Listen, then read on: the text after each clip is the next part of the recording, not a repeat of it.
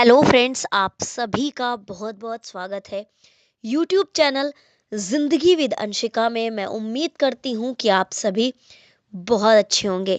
Friends, मैं हूँ आप सभी के साथ यूट्यूब चैनल जिंदगी विद अंशिका की होस्ट आरजे अंशिका चतुर्वेदी, और आज मैं लेकर आई हूँ अपने पोइट्री सेशन में एक छोटी सी पोइट्री जिसको लिखा है आदित्य रहबर जी ने, और इनका एक कविता संग्रह है नदियां रुकती नहीं। इससे एक पोइट्री लेकर आई हूं मैं आपके लिए। तो पहले चर्चा करती हूँ कि इनका जो ये कविता संग्रह है वो किस तरह का है। फ्रेंड्स, नदियां नहीं रुकती एक किताब है आदित्य रहबर जी की, और ये एक उनका पहला कविता संग्रह है जो इस कविता संग्रह में पोएट के यानी कि कवि के गहरे विचारों और संवेदनाओं का एक प्रतिबिंब है। इस संग्रह में पोएट आदित्य रहबर जी ने आधुनिक समय की जटिलताओं और मानव अस्तित्व के संघर्षों को अपनी कविताओं के माध्यम से प्रस्तुत किया है। यानी कि मनुष्य के जीवन का जो अस्तित्व है और उसके पास आजकल के समय को लेकर जो कठिनाइयां हैं, जो परेशानियां हैं, उनको इन्होंने अपनी कविताओं में प्रस्तुत किया है। यानी कि कविता में शब्दों के माध्यम से ढाला है।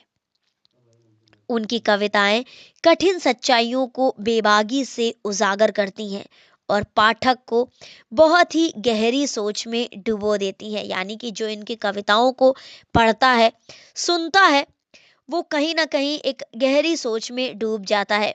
आदित्य रहबर जी की कविताएं हमें ईश्वर के अनकहे शब्दों की ओर ले जाती हैं, जहां वे खुद को एक अनकहे कवि के रूप में प्रस्तुत करते हैं। इस संग्रह में ईश्वर के साथ उनकी संवाद शैली यानी कि संवादमकता और विचारशीलता हमें महसूस होती है, जो कि हमें एक नई दृष्टि प्रदान करती है, या कह सकते हैं कि एक नया दृष्टिकोण उनकी कविताओं के माध्यम से हमें मिलता है। कविता के इस संग्रह का दूसरा संस्करण दर्शाता है ऑडियंस ने आदित्य रहबर की कविताओं को किस प्रकार आत्मसात किया है। आदित्य जी की कविताएं केवल शब्दों का खेल नहीं है, बल्कि वे विचारों और भावनाओं की गहराई को भी उजागर करती हैं। ये किताब हर उस पाठक के लिए है जो जीवन के गहरे अर्थों को समझना चाहता है, कविता के माध्यम से इनर मोटिवेशन प्राप्त करना चाहता है। हाल ही में हजारीबाग में जिला प्रशासन ने इनकी कविता को एक बहुत बड़ी सी होर्डिंग पर लिखवाया है। पिछले कुछ दिनों में यानी कि कुछ समय पहले ही बहराइच के एक स्कूल में एक दीवार पर भी इनकी कविता लिखी गई है, और उनकी ये कविताएं सभी के लिए एक अमूल्य कविताएं हैं, जो कविताओं की गहराइयों और बारीकियों को समझना चाहते हैं और साथ ही कविताओं से जीवन को गहराइयों से समझना चाहते हैं और ईश्वर के साथ अपना संवाद स्थापित करना चाहते हैं। वो इनकी कविताओं को जरूर सुने और कोशिश करें कि इनकी कविताओं को पढ़ें। फ्रेंड्स, कविता एक ऐसा माध्यम है जो जितना ज्यादा छुपाती है उससे ज्यादा कह देती है।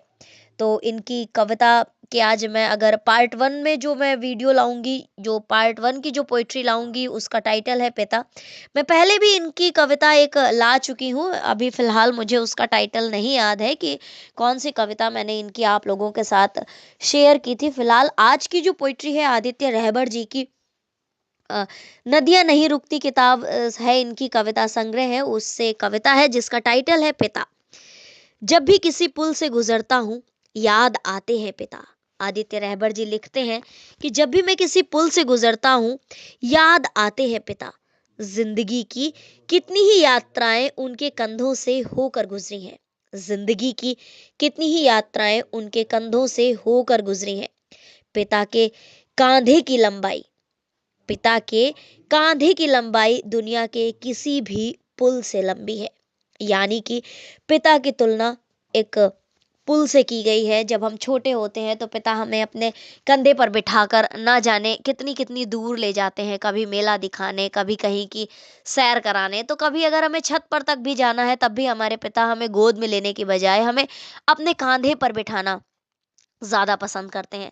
तो उसी पर ये इन्होंने लिखा है कि जब भी मैं किसी पुल से गुज़रता हूँ तो याद आते हैं पिता। ज़िंदगी की कितनी ही यात्राएँ उनके कंधों से होकर गुज़री हैं। यानी कि ना जाने कितने ऐसे सफ़र हैं जिन्हें हमने अपने पिता के कंधों पर बैठकर तय किया है। पिता के कांधे की लंबाई दुनिया के किसी भी पुल से लंबी है। तो फ्रेंड्स, उनकी ये छोटी सी कविता मात्र 6-7 लाइनों की है जो कि समर्पित है पिता को। और इसी तरह से मैं लेकर आऊंगी आदित्य रहबर जी की और भी पोइट्रीज, और साथ ही और भी बहुत सारे पोइट्स की पोइट्री अपने यूट्यूब चैनल जिंदगी विद अंशिका पर पोइट्री सेशन में। तो इसी तरह से देखते रहे मेरा यूट्यूब चैनल जिंदगी with Anshika. Thank you so much. Thanks for watching and thanks for supporting. आपके सपोर्ट के बिना तो कुछ पॉसिबल ही नहीं है। तो मेरे वीडियोस ज़्यादा से ज़्यादा देखें, चैनल को सब्सक्राइब करें, लाइक करें, कमेंट करें, और अगर आपको मेरे वीडियोस पसंद आते हैं तो फ्रेंड्स शेयर भी करें। Thank you so much. Thanks for watching and thanks for supporting. Bye bye and take care.